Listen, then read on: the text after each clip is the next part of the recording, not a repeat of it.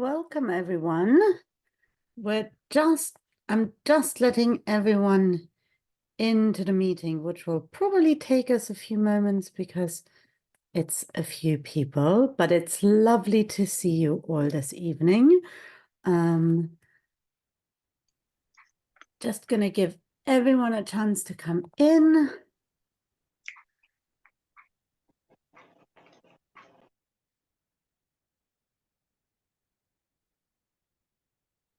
Wonderful. It's really lovely to see you all. While we're all coming in, if you do want to let us know where you're joining from, then either feel free to put that in the chat or to put it as part of your name if that's what you wish to do. It'll just be nice that we get some idea who is coming together because we're quite a diverse crowd, I think. From different places. And it's really wonderful to see you all joining in. I'm sorry that it takes a little bit of time for everyone to be able to get in from the waiting room. So we just have to wait a moment and lose a bit of time at the beginning of the session.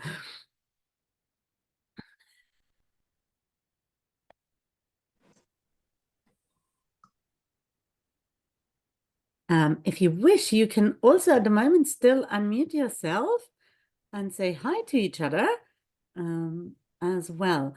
Paul, may I be really cheeky and make you a co-host just in case later on I don't spot somebody in the waiting room? Yeah, no problem. Good evening. Good evening. Thank you so much for volunteering to do that on the spot without being asked in advance. I apologize. Okay. It just occurred to me that it might be a good idea, seeing where we've had quite a few people signing up. It might be a good idea to just have somebody on standby in case later when I have my PowerPoint up, I won't see the waiting room so well. Yeah, good idea. Lovely. And it's really nice to see so many from Italy. I think Ben has done some good advertising for us. Yes, I did. Yes. Really wonderful. Really wonderful to see you all. Okay. We are going to wait a couple more moments. I normally don't like to punish those who arrive on time, but with technology, it always takes a little bit of time for everyone to connect. Hi, Catherine. It's lovely to see you again. Good to see you too. I've missed you all this time. So you look younger than ever, my dear. How do you do it? I wish it would be possible. I think this might be good camera. Might be the answer. I'm gonna just realize I'm just the Ark Synagogue, so I'm gonna change my name while I let a few more people in. Right, wonderful. I'm gonna start very briefly with a little bit of Zoom etiquette, just while we're still waiting for people to arrive. Because we're not such a small group of people, I'm going to put you all on mute. It just helps everyone to be able to hear properly, because otherwise we can't really hear each other very well, or you can't hear me and then I can't hear your questions. Just because you're on mute doesn't mean that you are not allowed to ask any questions. So feel free to use the chat to ask questions. You can also answer the questions, actually, even better for me if you answer the questions. Feel free to use the chat to ask questions, or if that's a bit complicated, then just unmute yourself and interrupt. I'm going to try to do sort of a block of talking a little bit, followed by a little bit more interactive, I hope. As this is the first time that I'm doing this exact session, I'm not 100% sure how I'm doing for time. So we're just going to have to see. But the good thing is that we have 4 sessions. So if I'm going too long today, we'll just be able to catch up on that for next time. I just to make sure that everyone is aware, this is an hour long, and we're gonna try to stick to the hour. I'm very German about this, so we're gonna stick with an hour. So welcome to all of you from wherever you are joining us, whether it's from Italy or Ireland or around the corner or from France, or I don't know, actually, Pierre, you might be in Vienna already. You are in Vienna, very nice. So do feel free to still put in the chat where you're joining from. It's just nice that we see each other. Also, just to let you know, I am recording the sessions. The video that I'm going to share is only sharing with people who've registered for the course, who can't necessarily come to everything or had sudden illness or something like that. So it's not going to be put online. You don't have to worry.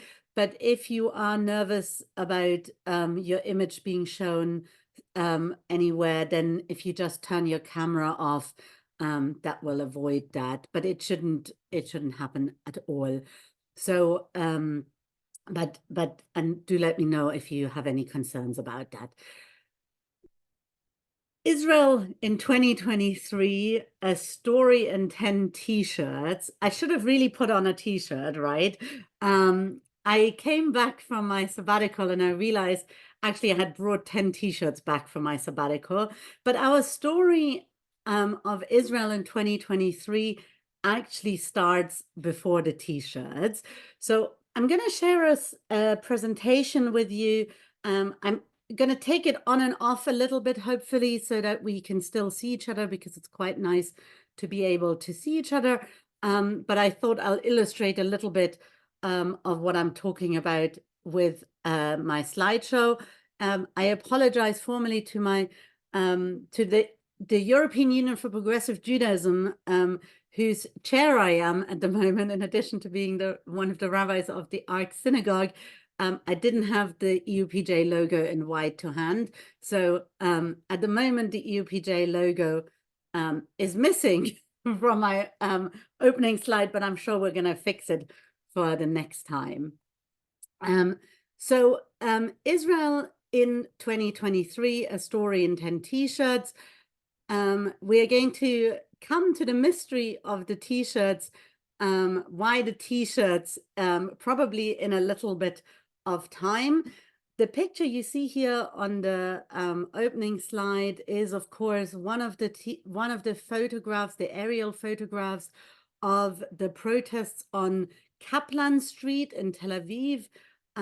Israel in 2023 was the year of protests, and we're going to take a bit of a journey through the protests, from the democracy protests through to following the 7th of October, the protests for the hostages, and really kind of going into this year, then also maybe looking in the last session also a little bit on that.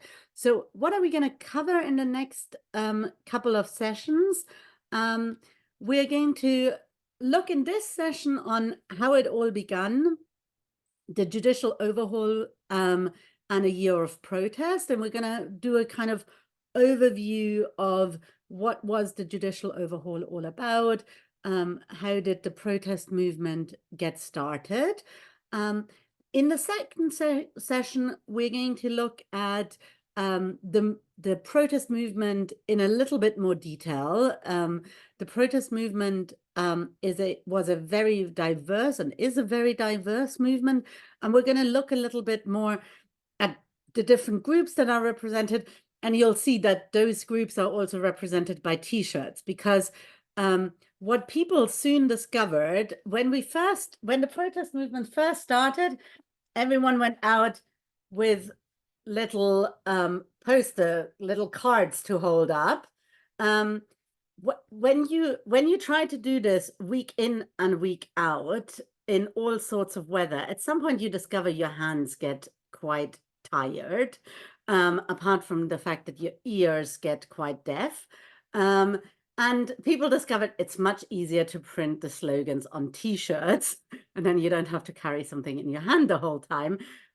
because you also had to carry the flag of Israel around with you the whole time, because one of the things we'll see is that the protest movement really kind of re-embraced, readopted the Israeli flag.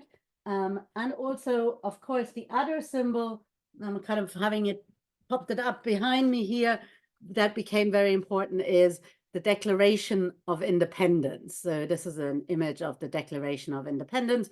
We're going to look at that in more detail in session 2, as we look at the protest movement in a little bit more detail. In session 3, we're going to look at really when the protest seems to have reached its pinnacles, or really at the moment of everyone felt of standing at the abyss, the end of democracy, question mark. I should have probably put a question mark there. And the reasonableness clause. So we're going to dive into that in a bit more detail. It's worthwhile spending some time on that. Somebody can't see the bottom and right side of the slides. Is that true for everyone? No. No? Okay, so I'm sorry, then it might be, Jesse, just on your screen. We're going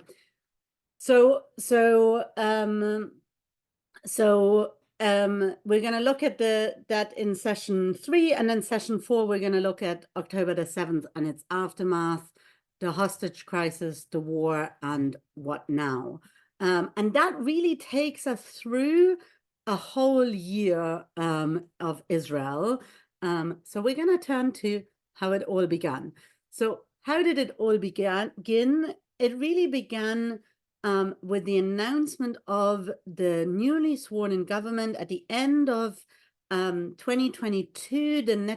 The latest Netanyahu government is sworn in with a majority of 64 out of 120 Knesset seats.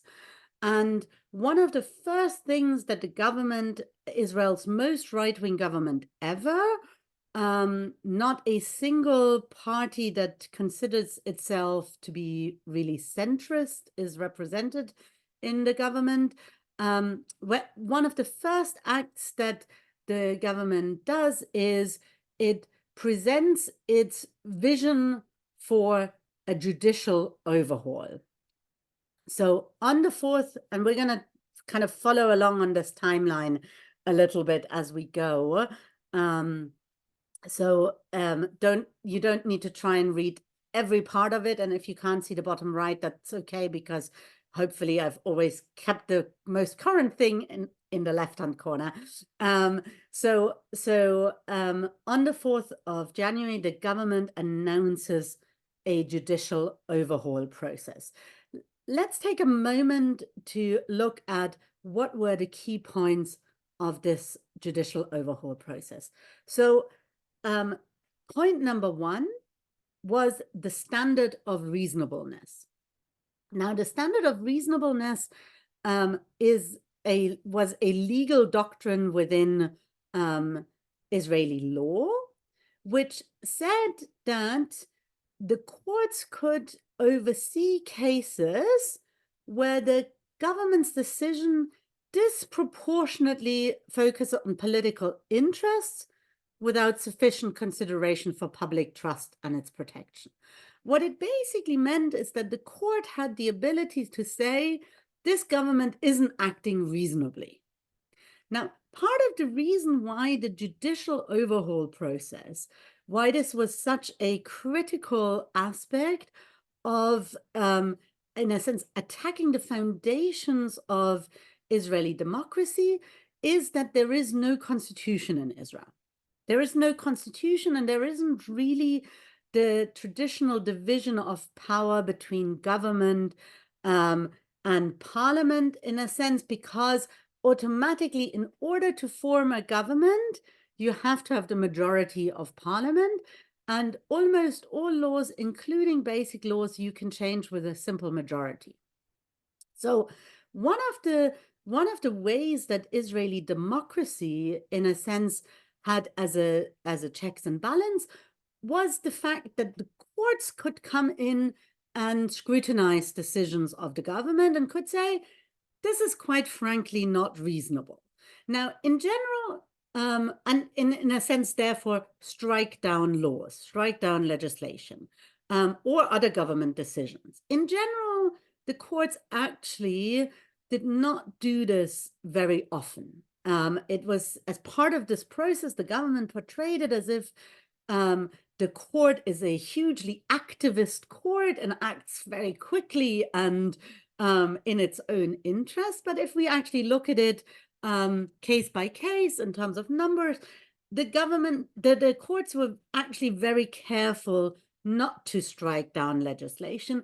And what we see in a number of cases is that the courts beg the government to legislate or clarify legislation on a number of cases. And we know this from the perspective of progressive Judaism ourselves. So many of the cases that the reform movement in Israel brought to the Supreme Court, it took a really long time for them to make a decision because they kept going back to the government and saying, well, your legislation isn't really kosher with the values of equality and so on, so fix it. But they didn't go and say, we're going to overrule the government. So only really, in some cases, over 20 years, cases would sit and sit and sit and sit. And eventually the court would say, we've run out of patience. Now we're going to act. However, this current government discovered very quickly the impact of the reasonableness clause, namely that the court decided to strike down the appointment of the finance minister. The government in the coalition agreement agreed that the finance minister would be coming from Shas, the Sephardi Orthodox party, and Aryeh Deri should become the new finance minister, despite the fact that he had a conviction for fraud offenses, so financial crime, and in his plea deal, which meant he didn't actually go to prison, he agreed that he would never serve in public office again. Despite this, the government said, we can do whatever we like. He's going to be our finance minister. And the judges came back and said, that is not reasonable. And you can't do it. So it almost led to the first crisis within the government, having to rearrange who is going to be finance minister. The way coalition negotiations work in Israeli governments is very fragile and involves a lot of wheeling and dealing with ministerial posts. So this was a major problem. So one of the things the government said, it is not reasonable that the courts should be able to decide what is reasonable. We'll come back to this. This will be kind of the pinnacle in session 3. The second aspect of the judicial overhaul process was the Judicial Selection Committee. Now, in the existing system in Israel, the way judges are appointed is that neither the politicians nor the justices can unilaterally control the selection process of judges. So judges are appointed by a committee. The committee has representations of elected politicians. It has representation of existing judges. This applies to the Supreme Court, but it also applies to lower courts. And it has representation from the Bar Association. And any appointment of a Supreme Court justice requires a majority of 7 of the 9 members, which means that automatically you always need to win at least one of the politicians over or at least one of the legal professionals over. The government did not like this. They said, we want to be able to appoint whoever we want as judges. It should be possible that these are political appointments, and we want this changed. They did make some attempts to kind of try to take over the Bar Association a little bit by trying to push through lawyers to run for the roles within the Bar Association. so that they could shift the balance in that way. Due to the big backlash on this proposal of the judicial overhaul, actually, they had the highest turnout ever for internal bar association elections. And the person who was very clearly opposed to the judicial overhaul won with a very large majority in the end, and his slate won with a large majority. It was something most lawyers had never really bothered to actually go and vote for their bar association representative, but suddenly it became interesting. So that is another aspect of the judicial overhaul that they tried to move forward. Then 2 more points that were part of this process. Third point was the override clause. What the government suggested was that we should have a possibility to override the court by a simple vote in the Knesset, with a simple majority of 61 votes, which of course, as I said, Israeli governments, in order to be in government, always need to have at least 61 seats out of the 120. So what that basically means is that there is a guarantee that the government, if the government disagrees with a decision by the courts, they should be able to simply overrule the government.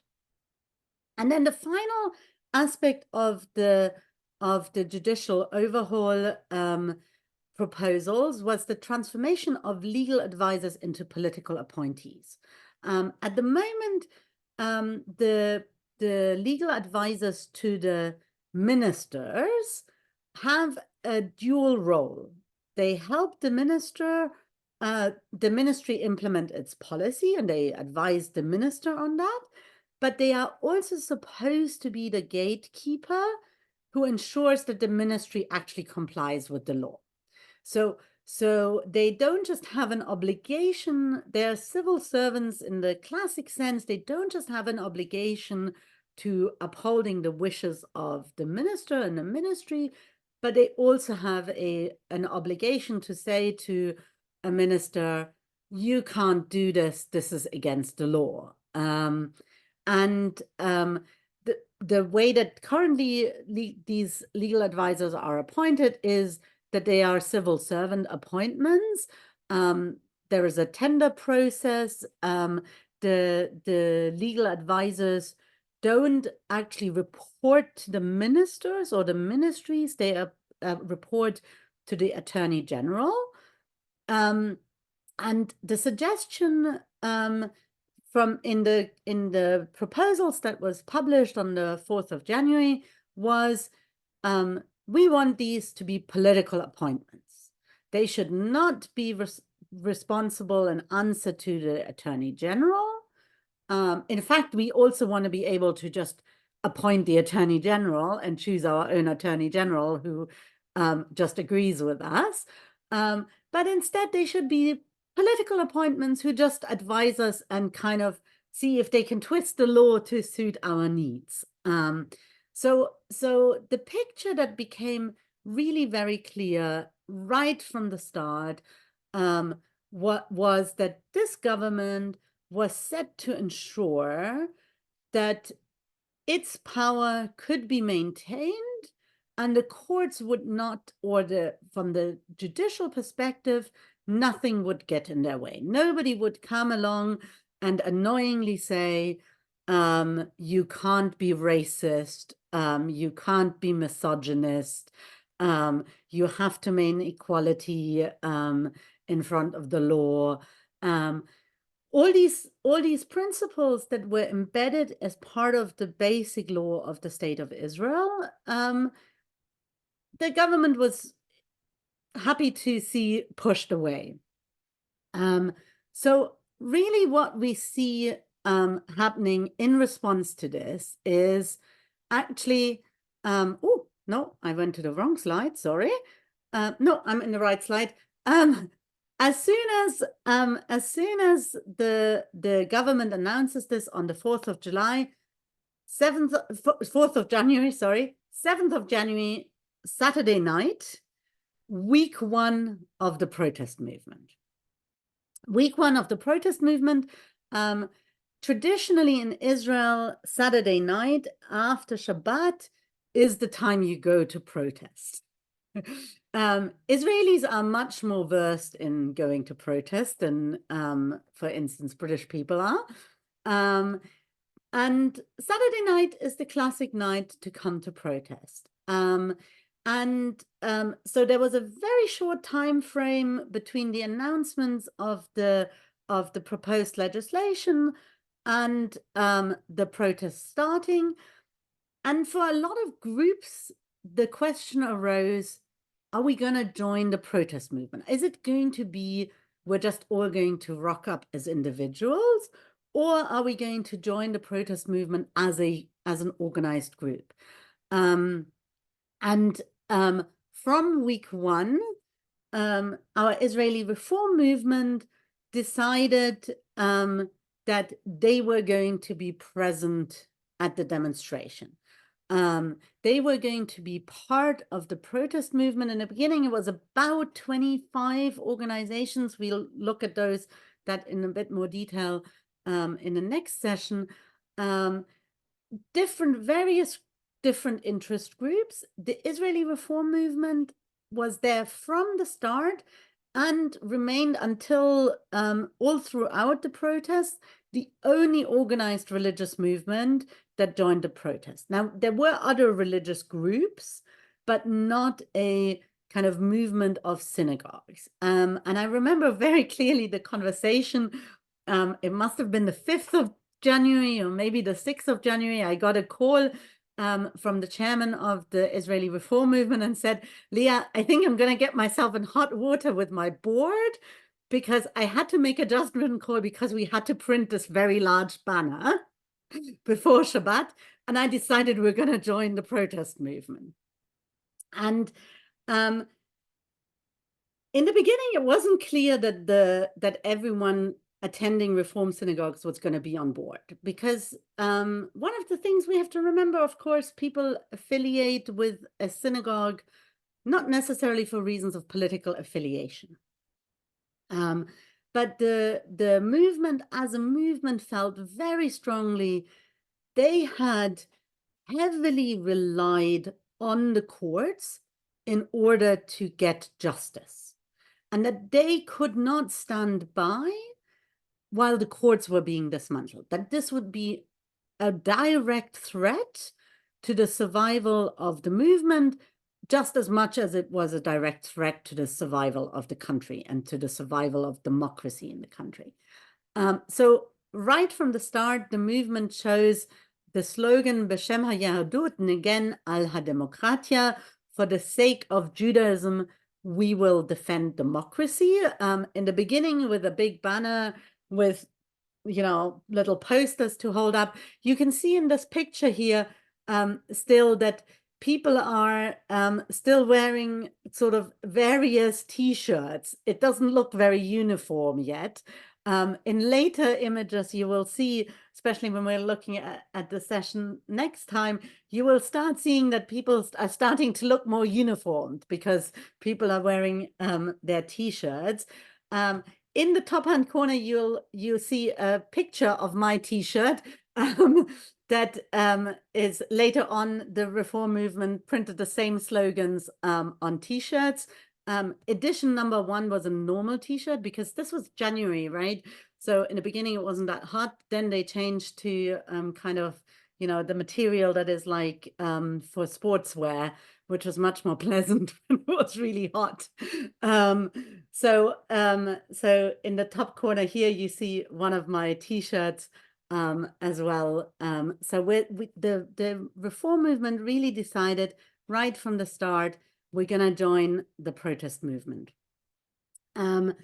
So very quickly, as the protests are ramping up, the objections to the to the process are also becoming very loud.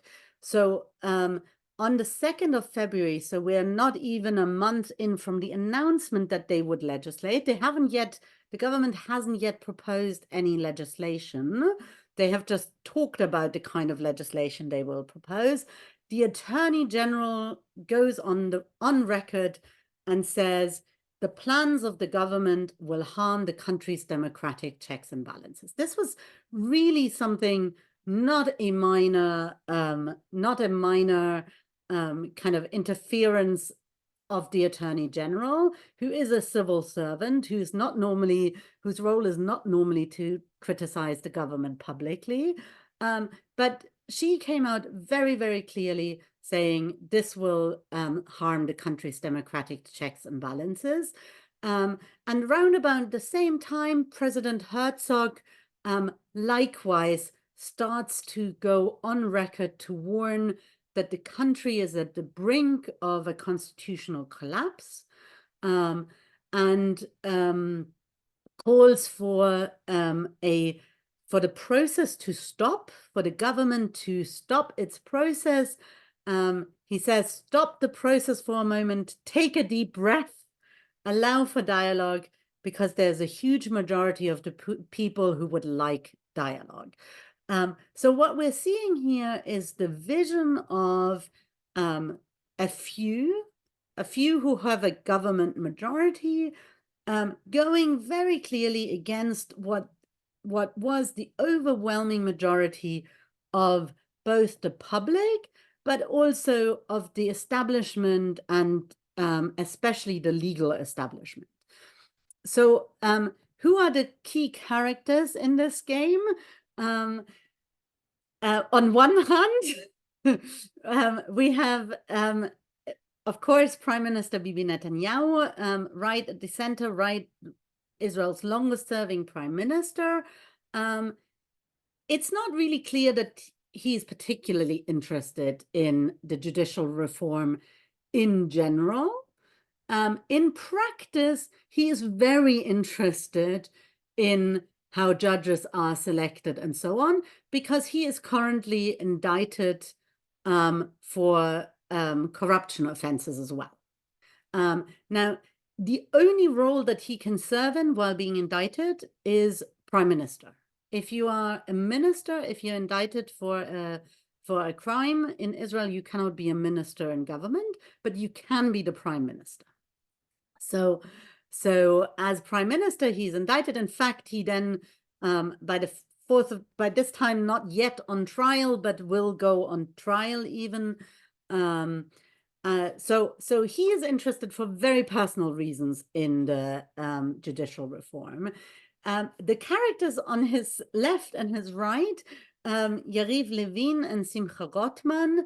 Yariv Levin from the Likud, Minister of Justice, Simcha Rotman from Ben Gvir, Smotrich's religious Zionism party, so really from the racist right wing, chair of Constitution and Governance Committee. That is the committee through which all legislation in the Knesset has to come in order to come to the floor of the Knesset. So it's actually a very powerful position, even though it's not a ministerial role. In the previous government, Reform Rabbi Gilad Kariv was the chair of the Constitution and Governance Committee. Right now, it is Simcha Rotman with Yariv Levin on his side. The two of them have been talking about judicial overhaul for their entire legal careers. They are complete disciples of political control of the judiciary, and they're real ideologues. They want to do this because they think it's the right thing to do. Now, I should say in Israel, of course, the justice system isn't perfect. And much of the criticism that they leveled against the courts isn't totally untrue. So there is, for instance, a lack of diversity in a lot of courts, right? Judges are still primarily older males of Ashkenazi heritage. Now, that is indeed a problem. However, none of the proposals that the government made were in any way going to address these challenges.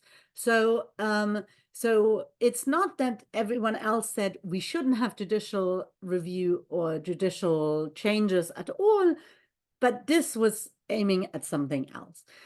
Now, standing kind of on the other side to these three characters, if we're looking at the establishment, we will look at the kind of the protest movement, the people who are really the key voices in this in the next session. But standing on the other side to these government officials are then Isaac Bougie Herzog, the president of the State of Israel. It is purely a ceremonial role. So the other reason why this judicial overhaul was such a big deal was that there is no president who could veto laws or anything. The president is there. It's like the king or the queen to, you know, shake somebody's hand, smile nicely, be polite, and so on. So Isaac Herzog used to be the leader of the opposition to Netanyahu, but was elected by the Likud, by a Likud majority government, and the Likud did not run a candidate against him. He would not be president without the Likud support. He's not known as a very strong politician, although he is the Labour Party leader who brought back the largest, the best election result, I think, since the 60s. So it's not that he was unsuccessful electorally, but he's not really known as a strong-willed politician. On to his side are the two women who tell our story. Gali Baharav Miara, the Attorney General, who really decided to stick with her guns and say, my job is to be the Attorney General. It is to say what legislation says, and if I think this is going to threaten the checks and balances, I will say so. She was attacked in the most awful kind of ways. And then Esther Hayut, the president, she actually is now retired. There's a compulsory age of retirement for Supreme Court judges. She was then the president of the Supreme Court, and again kept speaking out very, very clearly. I want to give you a bit of a flavor of what these demonstrations were like. So, oh, 1 second. I think you probably can't hear it. Could you hear it? No. Okay, that's what I thought. I'm going to have to stop sharing and share again because I think I forgot to share with sound. There we go. We'll try that again. No, that's the wrong one. Sorry. I'll get there. This one. And we're going to share the sound. Okay, let's try that again. זה השבוע התשיעי שבו מתקיימות ברחבי הארץ הפגנות שרק הולכות ומתרחבות. עשרות מוקדי מחאה גם ברחובות, בחיפה, בכרכור, בצומת גומא, בגליל העליון, ערד. לקרוא לנו אנרכיסט? טרוריסט? אתם אנרכיסטים? אתם טרוריסטים? לא, אתם פטריוטים! יש יותר אנשים משבוע שעבר. אסתר חיות וגלי בהרב מיארה, הוטל עליכן אחד התפקידים הכי קשים והכי חשובים בהיסטוריה של מדינת ישראל. זו השעה שלכן. בשעה 8 התחילו כאן המפגינים לשיר את שירת התקווה. כ5,000, כך אומרים במשטרה, נמצאים כאן. עלייה במספר המשתתפים, 35,000 מפגינים. בתוך ההמולה של ההפגנה מול בית הנשיא בירושלים. זה איזה מראה, איזו עוצמה. לצה"ל, לשב"כ, למוסד ולמשטרת ישראל, אם חס וחלילה יגיע רגע האמת, תבחרו נכון, תיכנסו לספרי ההיסטוריה כמי שהגנו על האזרחים, לא על הרודנים. גם ההורים של שלי. הם אומרים, אני ביביסט, אבל אני איתכם, אני לא רוצה את זה. נתניהו, לוין, רוטמן, יש לכם 64 אצבעות, אבל זה לא אומר שמותר לכם לדחוף את האצבעות האלה לכל מקום שבא לכם. תעצרו את ההפיכה או שנעצור את המדינה.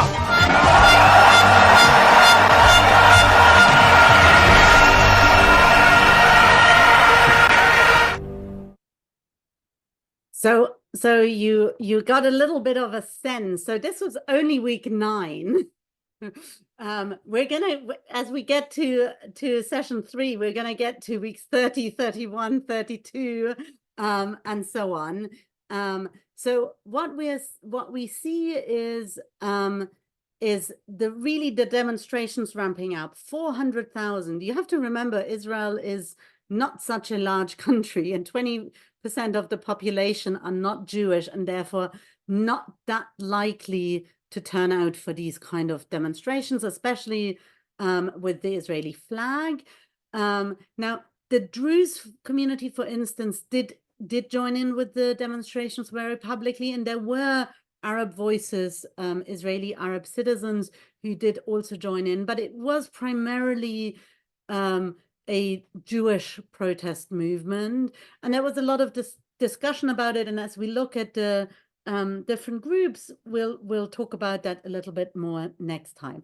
What we start seeing as part of this protest movement kind of ramping up its activities, we're still not at the t-shirts. By March, we're still not wearing t-shirts, or most of us are not yet wearing t-shirts. We're still holding the cardboard cards every week. Every week at the demonstration, they say, we're week 1, we're week 2, we're week 3, we're week 4, and so on. What we start to see on the 5th of March, we start to see that dozens of Air Force reservists announced that they will not turn up to training.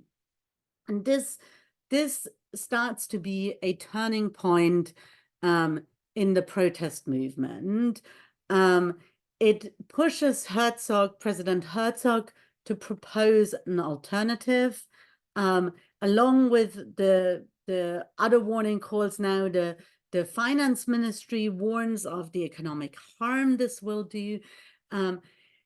The reason why the Air Force reservists is such a critical aspect is that 80% of pilots in the Air Force are on reserve duty.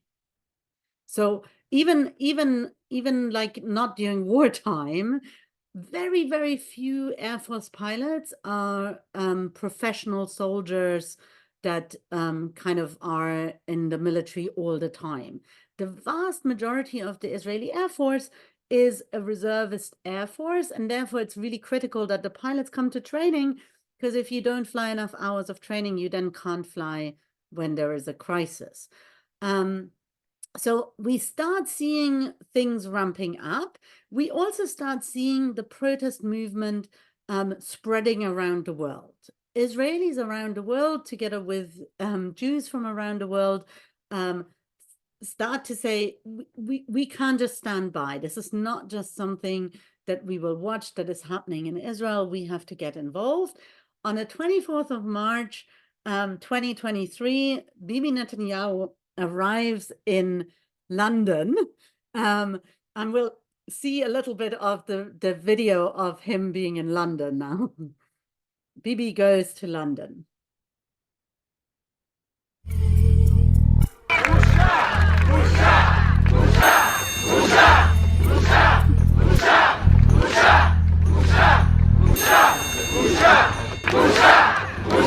Israel's Prime Minister greeted by protesters. Greeted with a wall of noise as he arrived at Downing Street.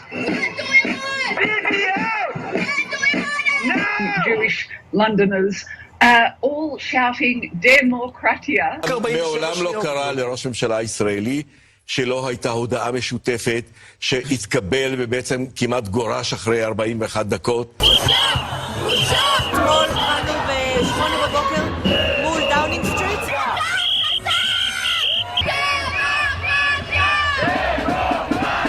Is democracy under threat in Israel? Did you break the law last night? רגע,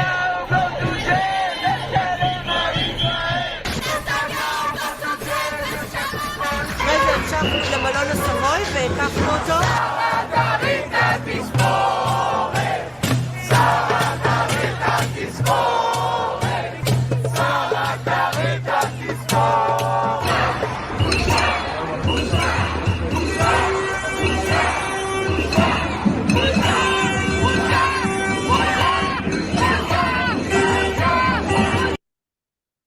So some of you might have been there. I was Rabbi Aaron was at Downing Street. I was at the Savoy later that day. It was really a truly memorable occasion to be surrounded by lots of Israelis, and really no Israeli prime minister had ever experienced anything. What Netanyahu experienced there was an experience that his ministers started to have all around the world, around the country, most certainly in Israel. There was an app which you could download, and when you opened the app, it told you if there was anyone around nearby you, and you could just turn up to your spontaneous protest to, I don't know, stage a spontaneous protest outside a hairdresser salon or things like that. And really, people were like following all the ministers around, including abroad in the United States, in particular, mass demonstrations. And it was starting to get to people. So you started to get, so for instance, the diaspora minister, Shikli, was in New York at the Israel parade, and people were yelling Busha at him. And then he was photographed putting up his middle finger. It's not exactly the kind of photograph that you want as a minister. So it was really unsettling the ministers as well. It was not a comfortable time for them. However, they decide to stick with their guns. Following the announcement by the reservists to suspend their military duty, the defense minister Gallant says publicly he is concerned that the judicial overhaul poses a security threat. And Bibi Netanyahu fires him. On the 26th of March, just coming back from London, he fires him. And as a result, I don't know if any of you remember, but really that night, it felt like, everyone felt like, wow, there might be civil war right now. All the labor unions announced a general strike for the next day. People just decided nobody's going to work. Everyone is going all night to protests. Protests popped up all around the world.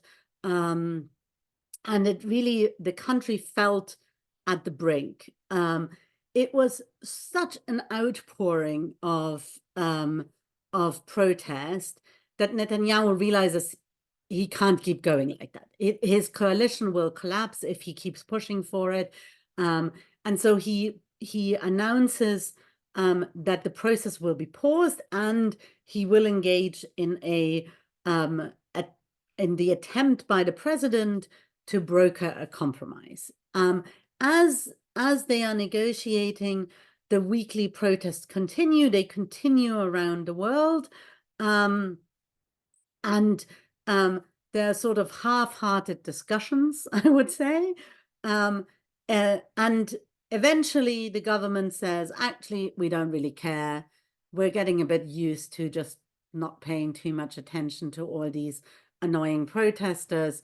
And eventually on the 26th of June, they announce in the Constitution and Governance Committee that they will, as the first part of the legislation, advance the reasonableness clause. Remember, we had 4 pillars of the judicial overhaul. The override clause was not yet discussed. The appointments process, also no legislation yet proposed. However, the Justice Minister refuses to convene the appointments panel, which is a huge problem because judges are required to retire.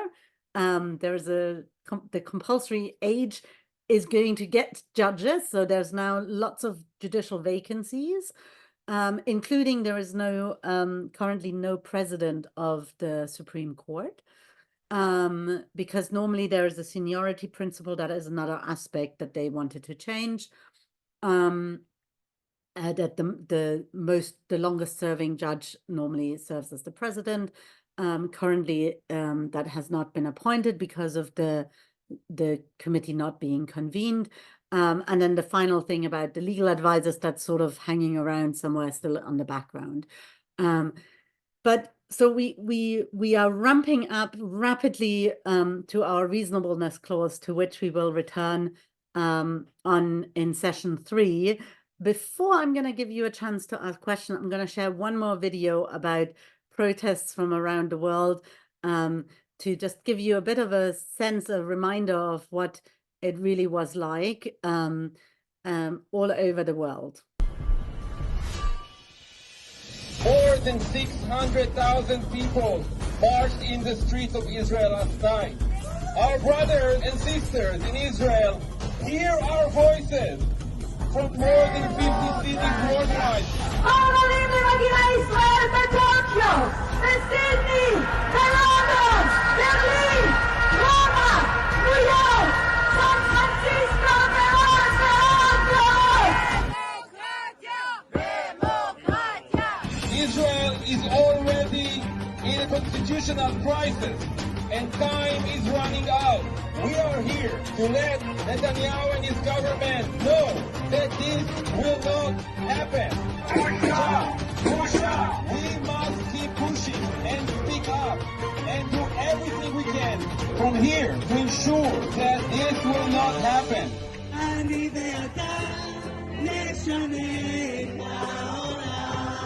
This week is critical. We should raise our voices in any way we can and create pressure that will give the resistance in Israel all the strength to keep going.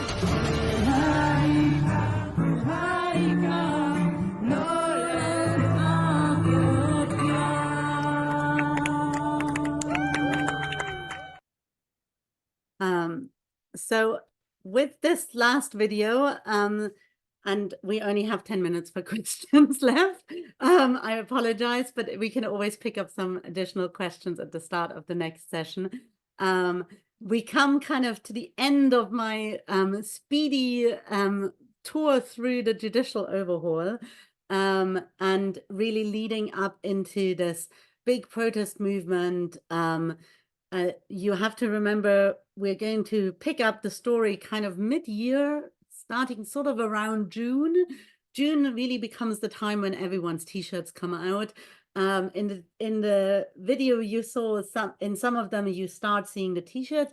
What you also started to see, and we'll look at that in more detail next time, is the outfits, for instance, of the handmaids, right? This becomes a symbol of the protest movement. And we'll look at all of those things in further detail, and then we'll get to the kind of the peak or the abyss, or at the edge of the abyss, with the reasonableness clause in session 3, and then going on to October 7th and the aftermath as well. We do have a little bit of time, so any questions or comments, wave at me, unmute yourself, put it in the chat, whatever works for you.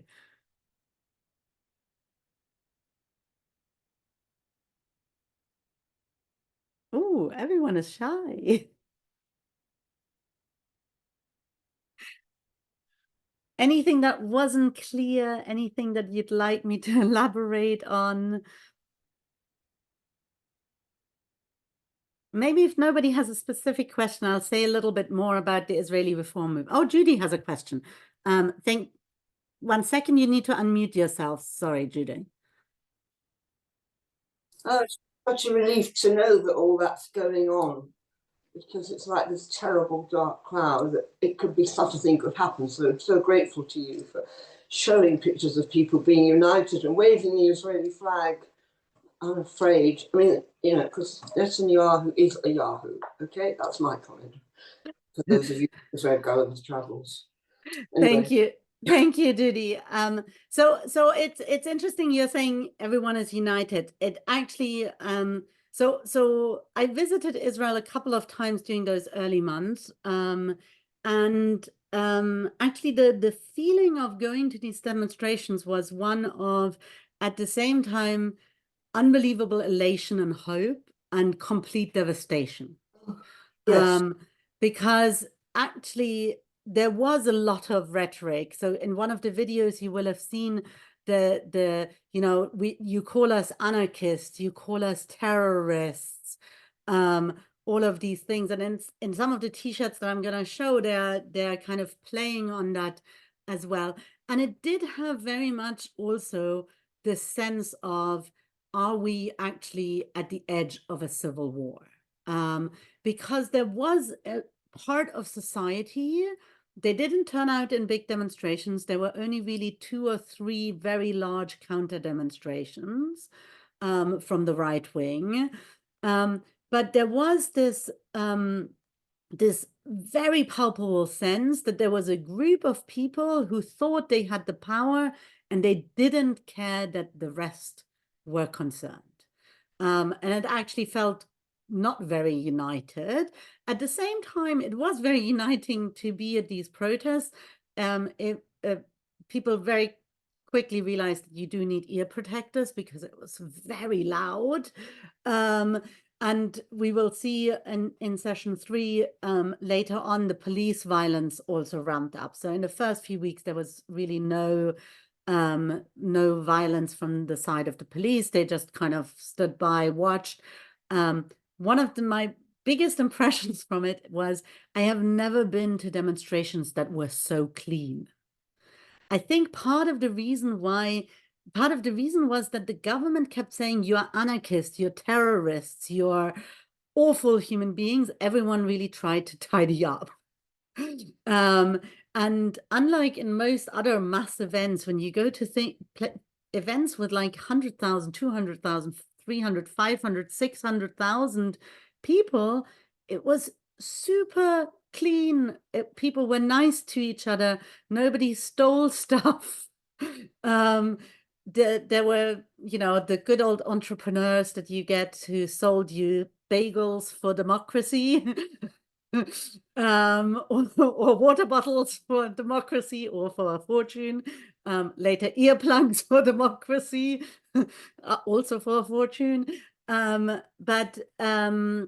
then we'll look at it next time, all the different stands from the different protest groups that were forming. The other thing that is really important to say is that it was really interesting to see the protest movement in different locations.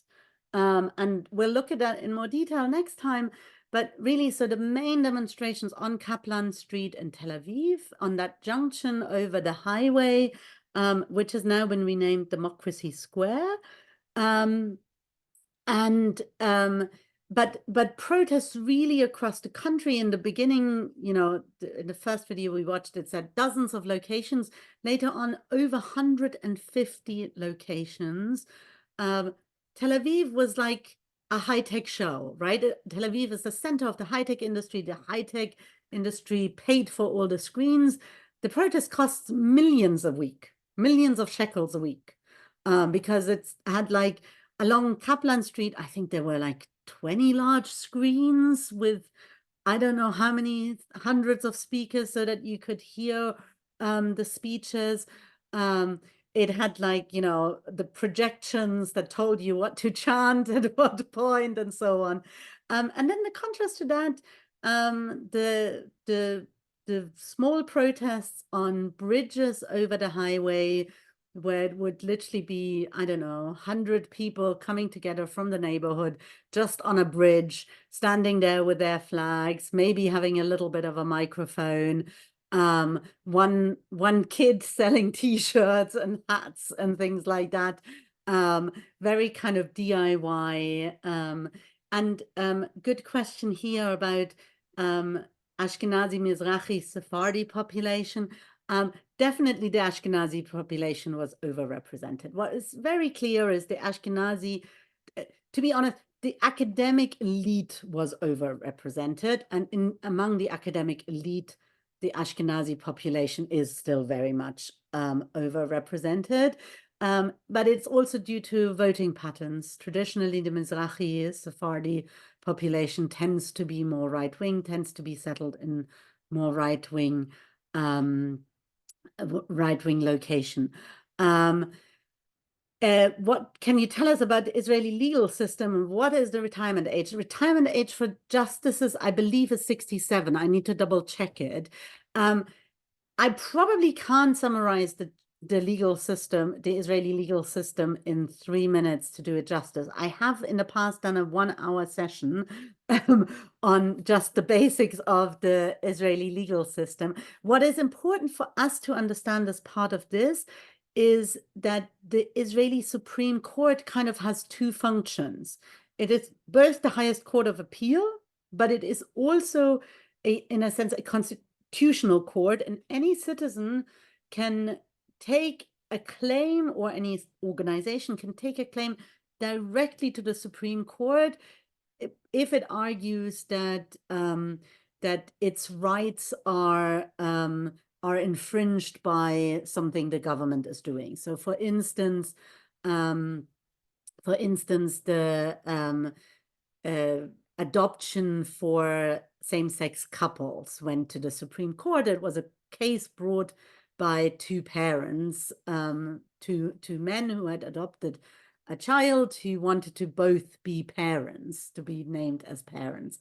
So this is why it's not just a kind of criminal courts and civil courts and so on, but it also has the function of, and it serves as an appeal court in that regard, but it also, oh, sorry, my video somehow started again. Sorry, I apologize. So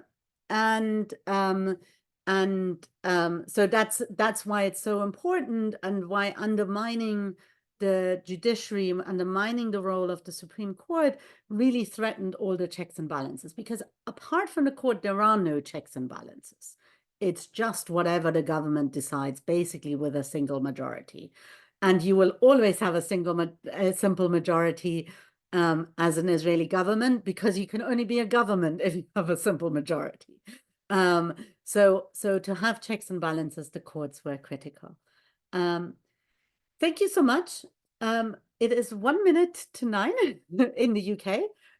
It might be later where you are. Thank you for joining us. Looking forward to seeing you next week. If you can't come next week, you will be able to watch the video anyway. And the sessions sort of stand by themselves, so it doesn't matter if you miss one. And I look forward to seeing you again. Bye-bye. Thank you. Thanks a lot.